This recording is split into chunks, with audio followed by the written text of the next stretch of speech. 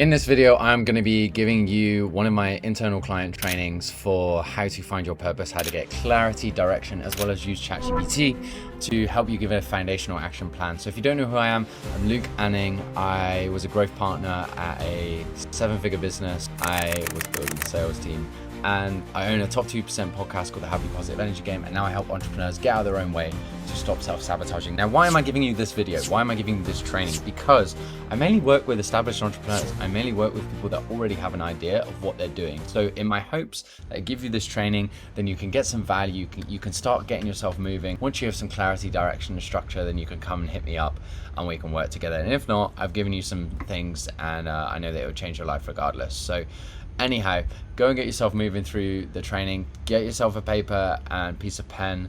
I'm going to link the document down below as well, a copy of the document. You can save it somewhere else, and then you can copy and paste your answers into Chat GPT to level yourself up. So with that said, enjoy the training, and I'll see you soon. Okay, so the ikigai training, this is what I wanted to send to you. Ikigai is a Japanese concept meaning a reason for being. It encompasses what you love, what the world needs, what you can be paid for, what you're good at. What you love and what you're good at can be argued to say what your passion is. What the world needs and what you love can argue to be saying what the mission is. The collaboration of these three equals delightness and fullness, but not necessarily wealth.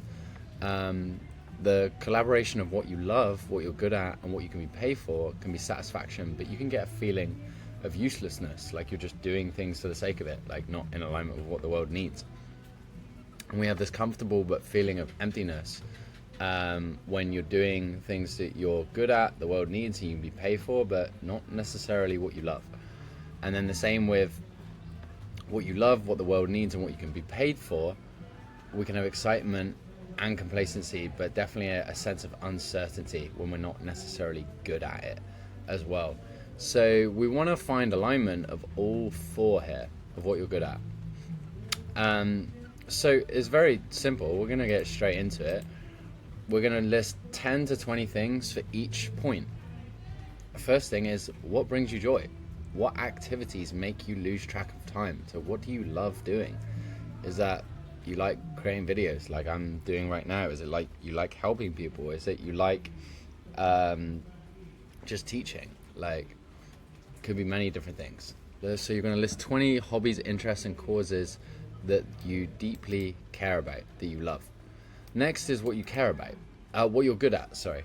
So what skills or talents come naturally to you or that you've developed. So list down 20 hard skills. Writing, design, soft skills can include communication, leadership, can be teaching, can be, could even be surfing, right? Under the harder skills. Like, there's plenty of people that have made $1 million brands out of surfboards, right?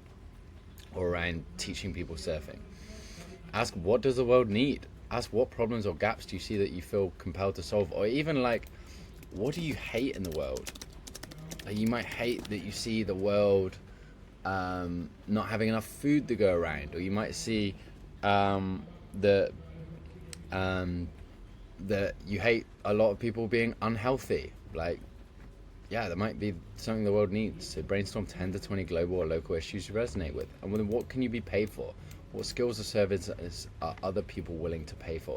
And if you're stuck here, just type in ChatGPT. What are 10 to 20 different ways that you can get paid for or are trending right now in the current market?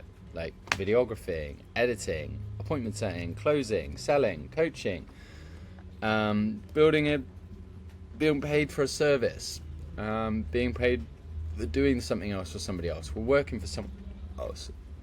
That's what we're going to do. And then we're going to overlay and circle the answers to find connections.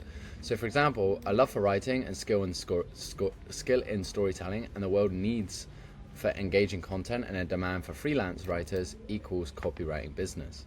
Passion for fitness and expertise in coaching and societal need for health solutions, paid opportunities you can get in personal training. You might have so you want to identify 1 to 3 potential business ideas from the ikigai framework. And then you'll journal. What would you do if you had all the money in the world? Like every single penny. What would you do if you had all the money in the world? What would you do if money didn't exist? So we're going to stretch it from one layer to the next. What would you do if you knew you couldn't fail? So that we're going to also explore that as well.